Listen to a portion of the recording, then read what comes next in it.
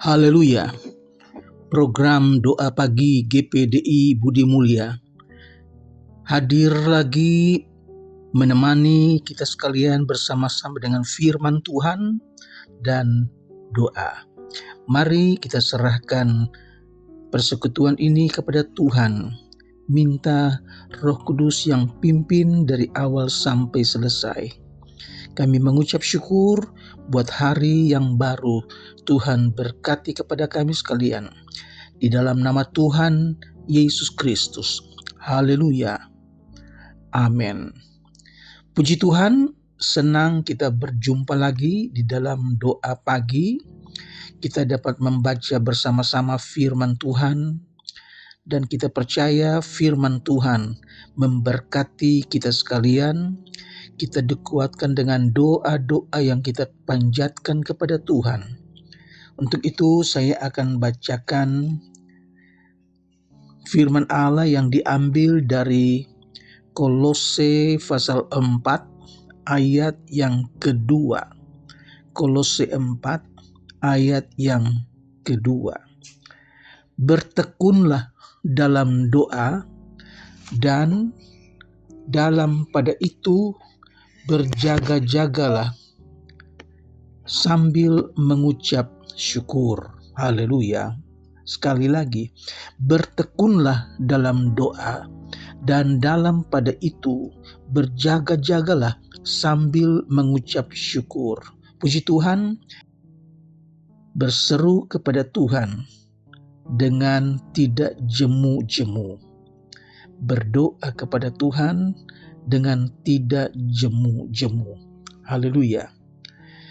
Bertekun maksudnya adalah meneruskan dengan sabar, tidak merasa bosan dan tetap bersemangat untuk berdoa. Haleluya, saudara.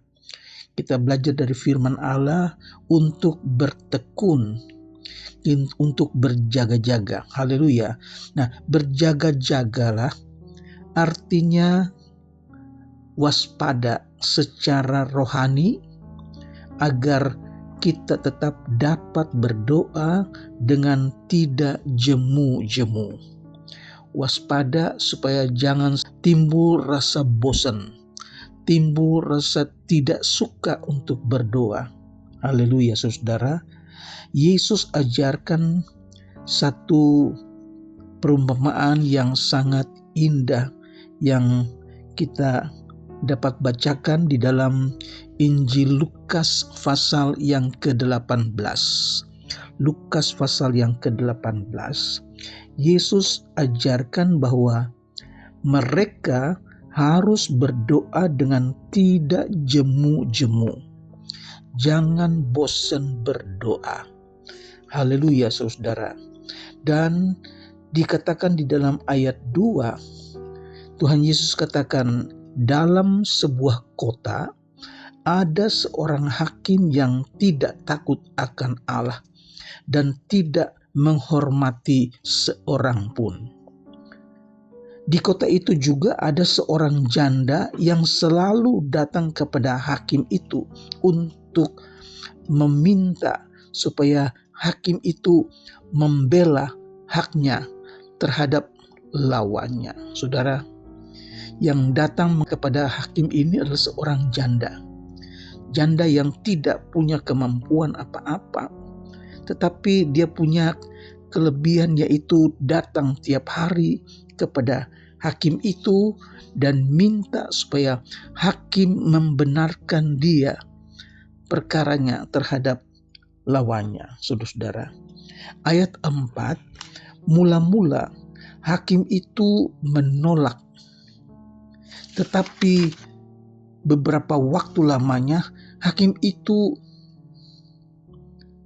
kemudian berkata dalam hatinya, walaupun aku tidak takut akan Allah dan tidak menghormati seorang pun, namun karena janda ini menyusahkan aku, dia tiap hari datang mengganggu aku, minta supaya dia dibenarkan, maka baiklah aku membenarkan dia, supaya jangan terus saja dia datang dan akhirnya menyerang aku. Saudara, hakim yang tidak menghormati Tuhan, tidak takut kepada manusia, tetapi kepada janda ini yang tiap hari datang memohon supaya hakim ini membenarkan dia terhadap lawannya. Hakim ini mula-mulanya menolak, tetapi karena tiap hari perempuan ini datang, tiap hari janda ini datang, maka hakim ini akhirnya lebih baik saya benarkan dia. Puji Tuhan, kita dapat pelajaran yang Yesus ajarkan kepada kita. Tuhan Yesus katakan, camkanlah apa yang dikatakan hakim yang lalim itu. Ini satu peringatan yang Tuhan Yesus berikan kepada kita orang-orang percaya, kepada pengikut-pengikut Kristus. Yesus katakan, camkanlah apa yang dikatakan hakim yang lalim itu. Saudara, tadi hakim itu katakan, daripada perempuan janda ini tiap hari mengganggu aku, lebih baik aku membenarkan dia daripada dia tiap hari datang akhirnya menyerang aku, saudara-saudara. Nah, Tuhan Yesus kemudian melanjutkan perkataannya, tidakkah Allah akan membenarkan orang-orang pilihannya yang siang malam berseru kepadanya? Dan adakah ia mengulur-ulur waktu sebelum ia menolong mereka? Saudara, Yesus ingatkan bahwa Allah tidak pernah menunda-nunda. Allah tidak pernah mengulur-ulur waktu untuk membela, untuk menolong, untuk membenarkan umat pilihannya. Haleluya, saudara. Ini dikatakan oleh Tuhan Yesus sebagai ajakan supaya orang-orang yang mengikut Yesus tidak boleh jemu-jemu berdoa, tidak boleh jemu-jemu berseru kepada Tuhan. Saudara, ayat 8 Tuhan Yesus katakan, aku berkata kepadamu, ia akan segera membenarkan mereka. Akan tetapi, jika Anak Manusia itu datang, adakah ia mendapati iman di bumi? Yesus lanjutkan dengan katakan bahwa Allah segera akan membenarkan umat Tuhan yang siang dan malam berseru kepadanya. Tetapi apabila Anak Manusia itu datang, adakah ia mendapati iman di bumi?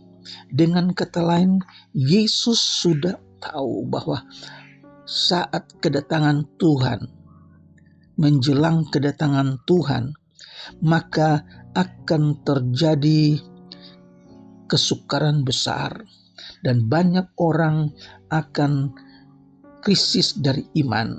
Orang-orang percaya, orang-orang gereja akan meninggalkan iman mereka kepada Kristus. Karena apa? Karena kesusahan dunia ini, saudara-saudara. Nah, haleluya. Jangan jemu-jemu berdoa. Jangan bosan untuk berseru kepada Tuhan.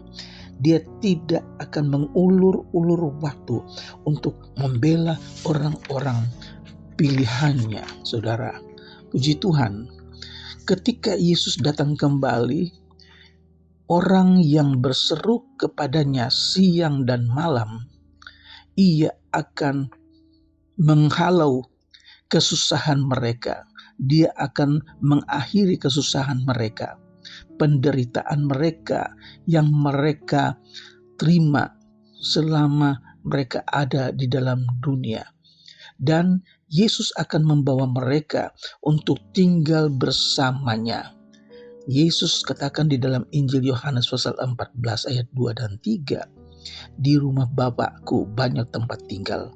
Aku pergi ke situ untuk menyediakan tempat bagimu, dan aku akan datang kembali membawa kamu ke tempatku, supaya di mana aku berada, di situ pun kamu berada. Haleluya, saudara. Oleh sebab itu, Yesus ingatkan kepada orang-orang percaya, orang-orang pilihannya yang berseru kepada Tuhan, tidak jemu-jemu. Haleluya. Pada saat kedatangan Tuhan Yesus, orang-orang yang setia akan diangkat bersama-sama dengan mereka dalam awan-awan menyongsong Tuhan di angkasa. Haleluya. 1 Tesalonika pasal 4 ayat yang ke-17. Puji Tuhan. Jadi ketika Yesus datang kembali, maka Dia akan mengangkat orang-orang yang percaya menyongsong Tuhan di angkasa. Kemudian Allah akan menjalankan keadilan dan murka-Nya atas orang-orang fasik. 1 Tesalonika pasal 5 ayat 2-3, juga ayat yang ke-9. Puji Tuhan, saudara-saudara. Dalam Injil Lukas pasal 21 ayat 36 dikatakan, berjaga-jagalah senantiasa sambil berdoa, supaya kamu beroleh kekuatan untuk luput dari semua yang akan terjadi itu, dan supaya kamu tahan berdiri di hadapan Anak Manusia. Haleluya. Berjaga-jagalah senantiasa sambil berdoa. Tadi dikatakan jangan jemu-jemu berdoa. Tapi sekarang dikatakan berjaga-jagalah senantiasa sambil berdoa, supaya kamu beroleh kekuatan untuk luput dari semua yang akan terjadi itu, dan supaya kamu tahan berdiri di hadapan Anak Manusia. Saudara, orang-orang percaya, pengikut Kristus harus waspada terhadap dosa, waspada dari perasaan jenuh ketika kita berdoa, ada rasa bosan ketika kita berdoa. Itu sebabnya kita harus waspada secara rohani, waspada terhadap dosa. Oleh sebab itu dikatakan agar kasih mereka kepada Kristus tidak luntur, saudara-saudara, sehingga mereka mendapat kekuatan untuk bertekun dalam iman dan kebenaran dalam Kristus Yesus. Puji Tuhan, hanya dengan ketekunan semacam itulah mereka akan mampu untuk luput dari semua hal yang mengerikan yang menimpa dunia ini pada hari-hari terakhir. Saudara dapat baca dalam Wahyu pasal 3 ayat yang ke-10. Firman Tuhan datang kepada jemaat di Philadelphia. Dikatakannya, karena engkau menuruti firman-Ku untuk tekun menantikan Aku, maka Aku pun akan melindungi engkau dari hari pencobaan yang akan datang atas seluruh dunia untuk mencobai mereka yang diam di bumi. Puji Tuhan, karena kita menuruti firman Tuhan, yaitu kita bertekun di dalam iman kepada Tuhan, maka Tuhan akan lindungi kita di hari pencobaan berat yang akan datang. Puji Tuhan, hari ini kita dapat belajar firman Tuhan yang begitu indah, yang mengingatkan kita, mengajar kita supaya jangan jemu-jemu berdoa. Jangan bosan kita berseru kepada Tuhan. Haleluya, saudara. Karena Allah tidak pernah mengulur-ulur waktu untuk membenarkan orang-orang pilihannya. Mari kita mengucap syukur kepada Tuhan buat firman Tuhan yang memberkati kita hari ini. Mari kita berdoa. Bapa yang ada di dalam surga, kami datang kepadamu Tuhan, mengucap syukur.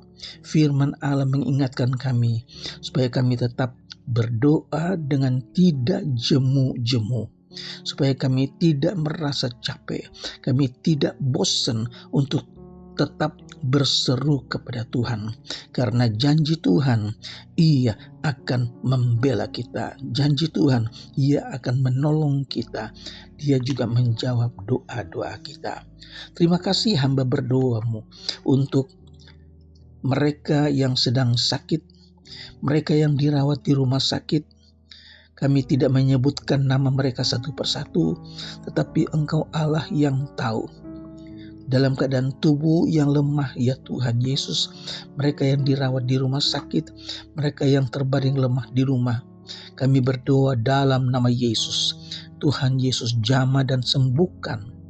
Mereka dapat sembuh, mereka memuliakan Allah, bersaksi tentang kebesaran Allah. Terima kasih, hamba-Mu berdoa juga untuk jemaat Tuhan yang sedang dalam pergumulan berat. Mereka yang sedang dalam menghadapi pencobaan, ya Tuhan Yesus, berikan kemenangan, berikan kekuatan, berikan keteguhan hati iman, supaya mereka tidak mundur. Mereka akan tetap maju di dalam Yesus. Terima kasih, memberkati rumah tangga, rumah tangga Kristen, suami, istri, anak, cucu, Tuhan berkati. Anak-anak sekolah, Tuhan berkati. Bangsa Indonesia kami serahkan ke dalam tangan Tuhan. Bapak Presiden, Wakil Presiden, staf menteri, Tuhan pakai mereka menjadi alat untuk membina, untuk membimbing rakyat Indonesia takut akan Tuhan yang menjadi percaya kami. Terpujilah namamu Yesus, di dalam nama Tuhan Yesus Kristus. Haleluya. Amin.